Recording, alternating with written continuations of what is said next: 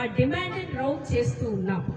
ఏంటది అంటే వివక్ష సమాజంలో విద్యారంగం పైన ప్రభుత్వాలకు వివక్ష ఉంది.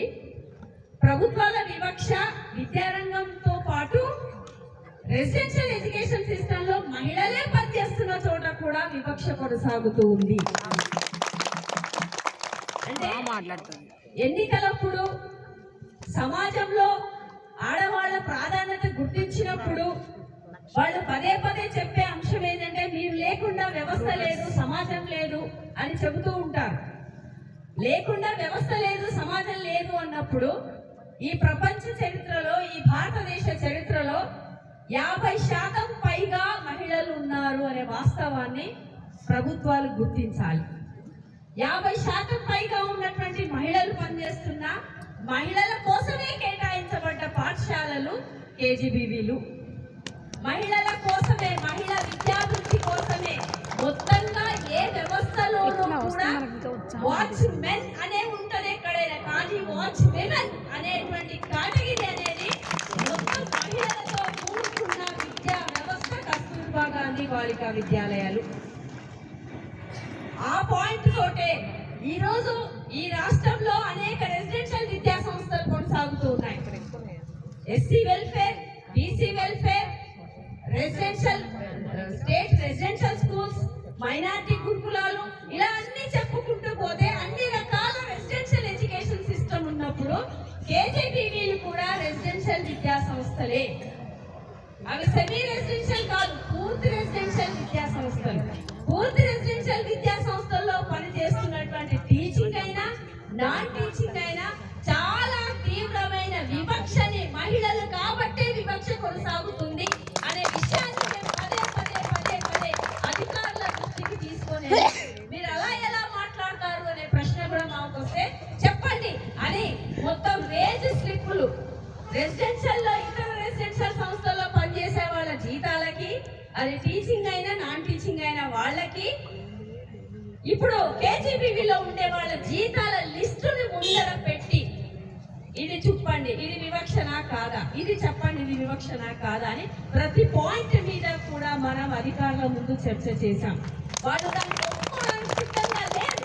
కానీ మనము చాలా ప్రధాన పాయింట్ గా కూడా ఈసారి మొన్న ఆగస్టు 30వ తేదీన ఎస్పీడీ ఆఫీస్ ముందు నాన్ టీచింగ్ సిబ్బందితో సమ్మె చేసినప్పుడు వివక్షల్లో వివక్ష, ఇవి స్త్రీల పాఠశాలలు కాబట్టి, మహిళా అభ్యున్నతి కోసం ఉన్న పాఠశాలలు కాబట్టి ఈ ప్రభుత్వాలు వివక్ష చూపిస్తున్నాయి, ఆ వివక్ష విడనాడాలి అని చెప్పి కూడా మనం పోరాటం చేస్తున్నాం.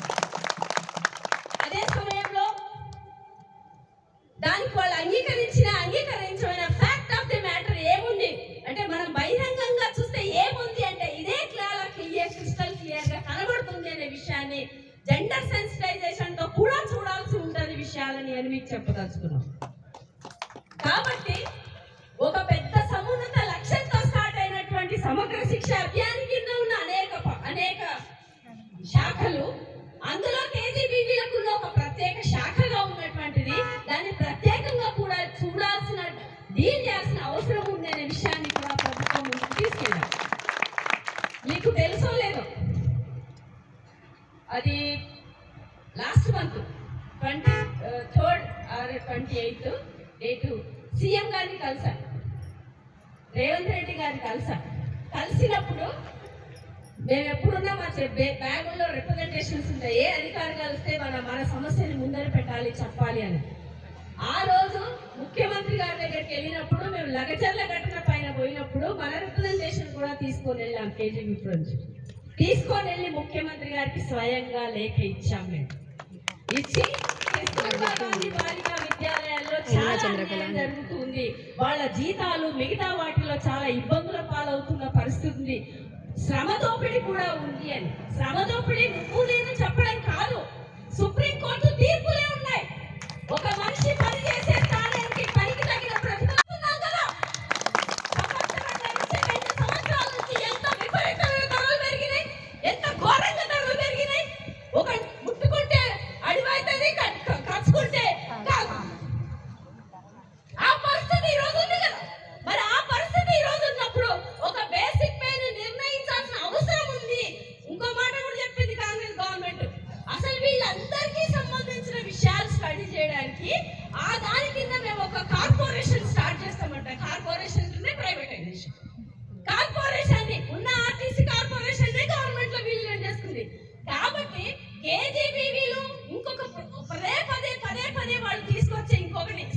శిక్ష మొత్తం స్కీమ్ కింద ఉండేటోళ్ళు అని. మనమేం మాట్లాడుతున్నామంటే స్కీమ్ ఎందుకోసం పెట్టారు? తాత్కాలికమా పర్మనెంట్? మహిళలని స్కీమ్స్ కొన్ని తాత్కాలికంగా కూడా ఉంటాయి. ఈవెన్ మోడల్ స్కూల్స్ కూడా స్కీమే. అది జస్ట్ 5 years మాత్రమే all India government of India పెట్టింది. జస్ట్ 5 years పెట్టింది. కానీ ఈ రాష్ట్రాల్లో 2 సంవత్సరాల తర్వాత మోడల్ స్కూల్ స్టార్ట్ అయినాక అది ఎత్తేసే పరిస్థితి వచ్చింది. స్కీమ్ మేము ఎత్తేస్తున్నాం, బడ్జెట్ ఇవ్వమని చెప్పి సెంట్రల్ గవర్నమెంట్ చెప్పింది. అప్పుడు స్టేట్ గవర్నమెంట్ టేక్ ఓవర్ చేసి అది రెసిడెన్షియల్ ఎడ్యుకేషన్ సిస్టమ్ గా మార్చేసి మోడల్ స్కూల్స్ ని గవర్నమెంట్ టేక్ ఓవర్ చేసింది. మేమేమంటున్నామంటే ఇక్కడ ఉండేటువంటి ఎంప్లాయీస్ కి ఉద్యోగ భద్రత లేదు అనేది ఒక వాస్తవం. అసలు జరుగుతున్న ఇంకొక విచిత్రం, ఎంత శిక్షలు అనుభవిస్తున్నారంటే ఒక తప్పు జరుగుతాయి, మిస్టేక్స్ ఎక్కడి నుంచైనా జరగవచ్చు. ఆ జరిగిన మిస్టేక్ పట్ల ఏ కన్సిడరేషన్ తో ఎట్లా ఉన్నామనేది ఇంపార్టెంట్. అది రాజకీయమైందనే పేరుతో బలి పశువుల్ని ఇక్కడ పనిచేసే ఎంప్లాయీస్ చేస్తున్నారు. అది ఎంత అన్యాయమైన విషయం, ఎంత తప్పుడు విషయం. అదే గవర్నమెంట్ విద్యా సంస్థలో రెసిడెన్షియల్ లో పనిచేసే వాళ్ళ విషయంలో అక్కడ ఏం చేస్తున్నారు?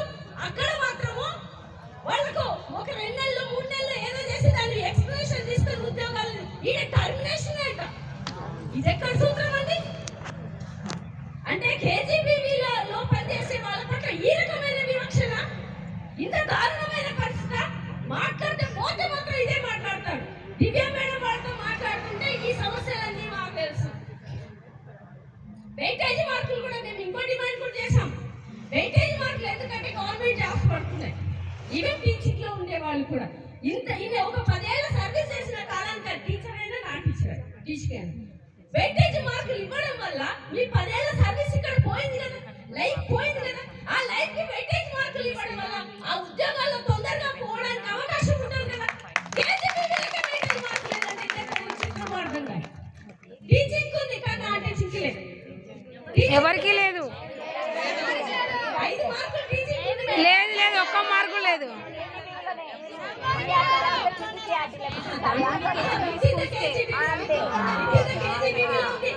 అన్యాయం చేసే వాళ్ళ పట్ల అప్రమత్తంగా ఉండాలి.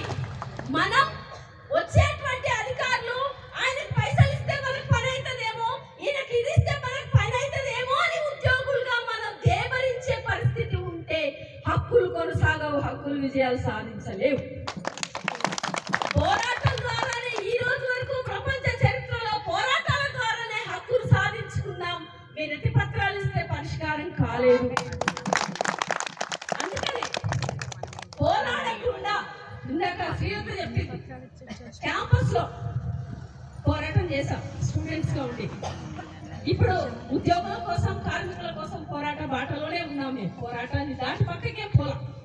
నేను ఎందుకు చెప్తున్నానంటే మీరంతా చదువుకున్న వాళ్ళు, చదువు లేని వాళ్ళు, 2 రకాల సెక్షన్స్ తో పనిచేస్తున్నటువంటి సంస్థలలో ఖచ్చితంగా ఇంకా ఎక్కువ జాగృతితో ఒక డామినేషన్ ద్వారా మనం రప్పించడమో లేదా బలవంతపు ద్వారా చేస్తే అది కొద్ది రోజులు పనిచేస్తుందేమో కానీ దానివల్ల ఫలితం ఉండదు.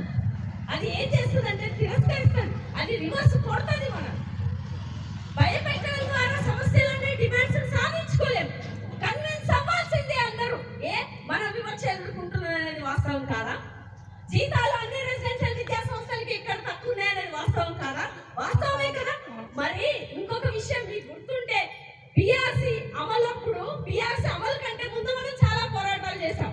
చాలా పోరాటాలు చేసినప్పుడు ఒక సవాల్ విసిరాం గవర్నమెంట్. అసలు మెటర్నిటీ లీవ్ అనేది ఆడవాళ్ళకే కదా. ఆడవాళ్ళ